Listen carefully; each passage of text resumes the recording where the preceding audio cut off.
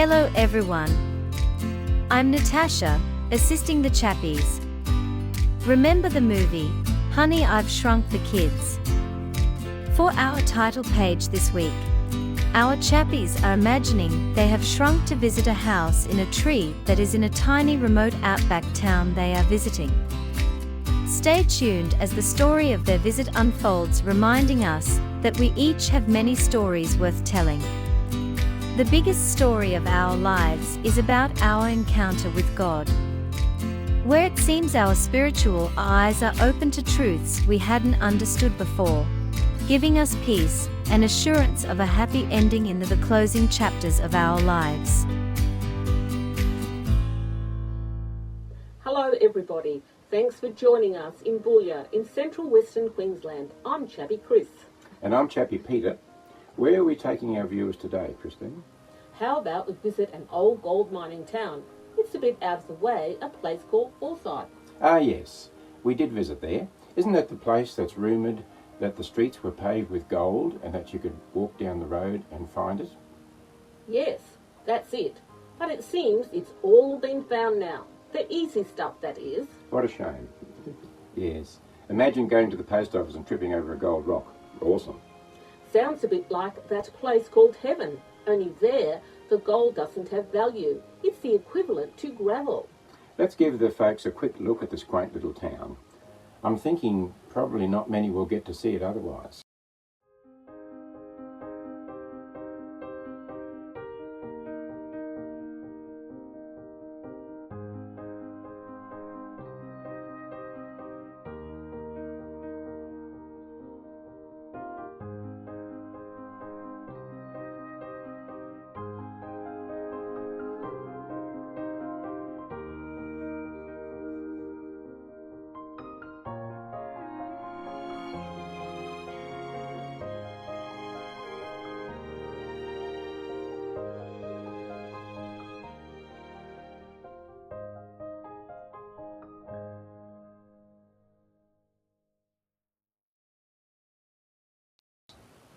Here it is on the map, and here's a more detailed view.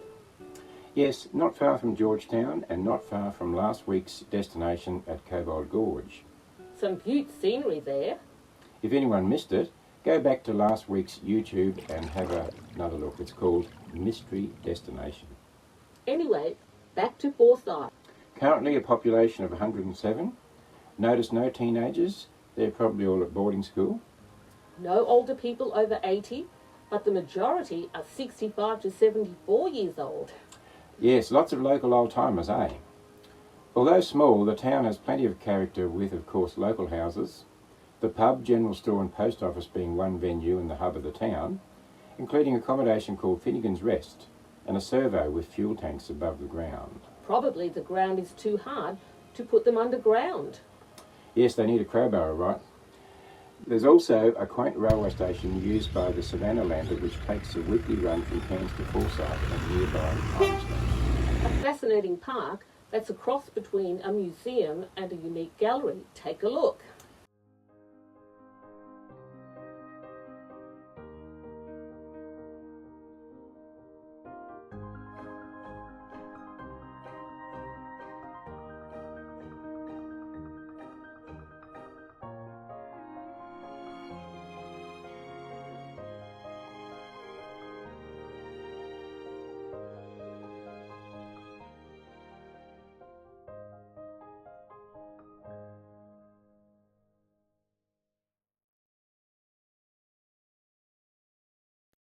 Great idea, those carvings. Forsyth is a place to reconnect with the past, being pioneering country. Yes, one could readily hear some stories in the bar from those remaining old-timers in town. There's even a place in town where travellers can tell their stories. You know, they're very modern out there in Forsyth, Chatham. We all have a story to tell. Yes, they say there's a book in each of us. It's really good to share our experiences with folks who have the time to listen. What a story each of us could tell. Like the aircraft we were in that got lost flying in the Torres Strait. Yes, that was a bit of adventure, wasn't it? It sure was. So stories of hope, disappointment, loss, kindness, love, adventure, deliverance and rescue, to name a few. If you were to be asked, What story above all others would you share? Let's look at some from the Bible history. God's people rescued from slavery, the parting of the Red Sea. Wow. David and the story of the giant Goliath and subsequent stories. Saul said, I saw a bright light and went blind. Then I heard a voice from heaven. Imagine the blind man healed, saying, once I was blind, but now I can see. Imagine Jesus. I love you with unconditional and everlasting love.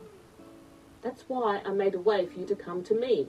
Once we couldn't see it, but now the glorious light of the good news of the Christian gospel has shone through, and it's like emerging from a dark tunnel into the broad sunlight. Yes, we all have a story to share. Stories in abundance, in fact, of God's patience, love, forgiveness, guidance and provision.